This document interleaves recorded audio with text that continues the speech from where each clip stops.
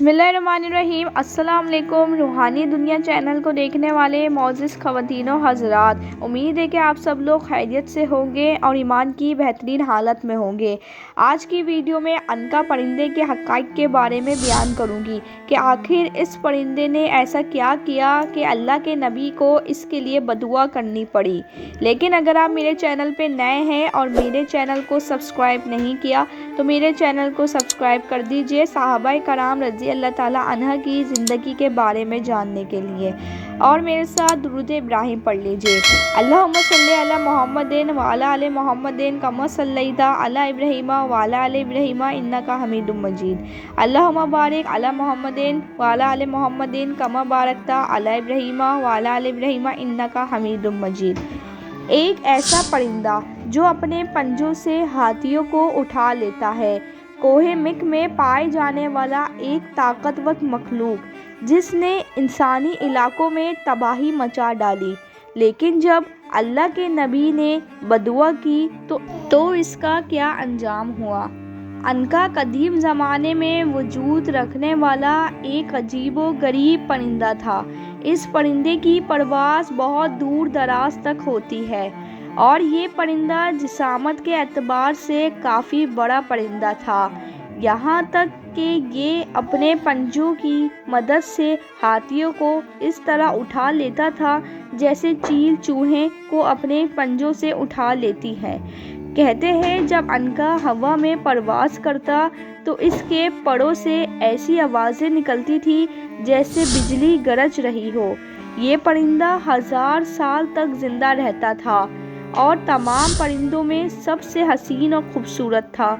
हज़रत इब्न अब्बास बयान करते हैं कि अल्लाह ने मूसा अलैहिस्सलाम के ज़माने में एक परिंदा पैदा किया था जिसका नाम अनका था। इसके दोनों जानिब 4 बाजू थे और इसका चेहरा इंसानी चेहरे की तरह था।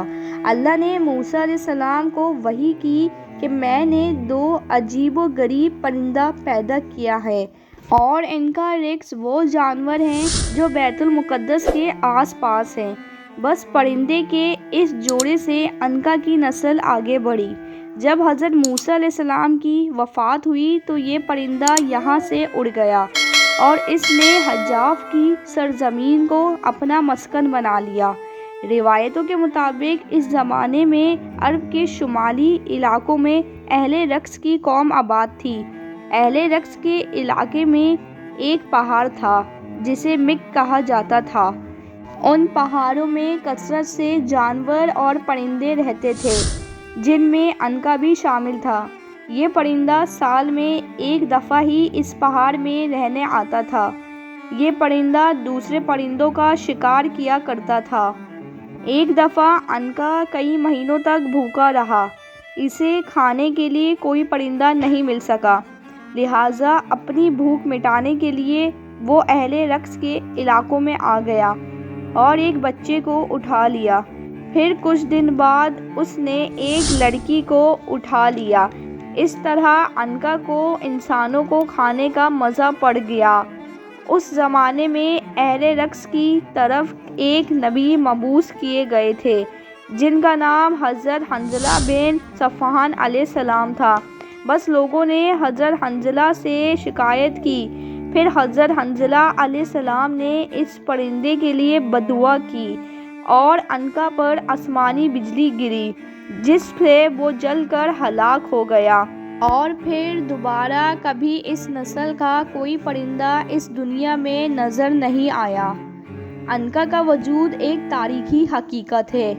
मेरी वीडियो आपको आज की देखना और सुनना अच्छा लगा हो तो मेरी वीडियो को लाइक कर दीजिएगा और मेरे चैनल को सब्सक्राइब कर दीजिएगा। मिलती हूँ अगली वीडियो में। मुझे दीजिए इजाज़त। अल्लाह हाफ़िज़।